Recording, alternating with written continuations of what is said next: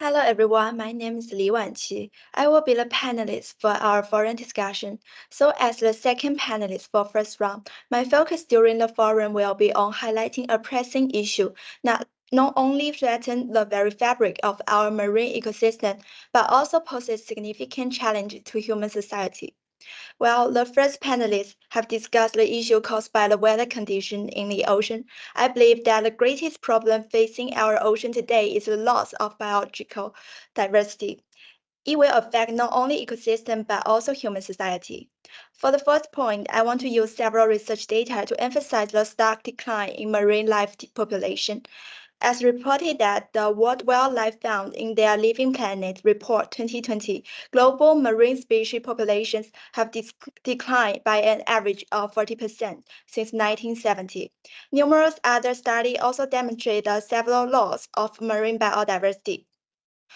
Ecosystem have also suffered greatly from this decline. According to Britannica, reduced biodiversity lead to ecosystem homogenization, which fewer species dominate while others vanish or become rare, resulting in the loss of key ecological function and high risk of disease, climate change, and natural disaster.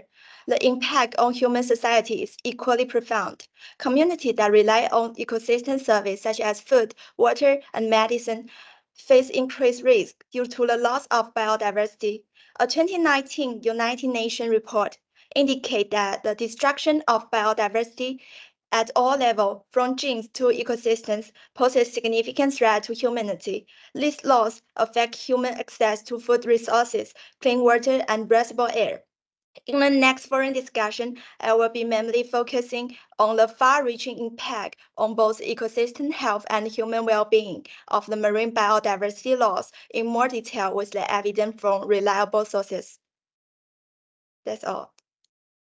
In terms of second round, I will focus on international cooperation, which I think is the most effectively measure for ocean protection.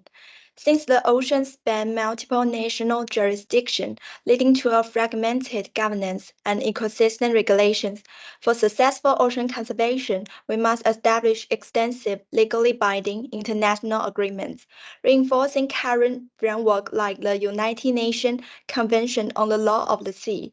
As James Hansen from Greenpeace UK say, the establishment of UNCLOS does not mark the finish line in our pursuit of ocean conservation, rather, it serves as a starting point.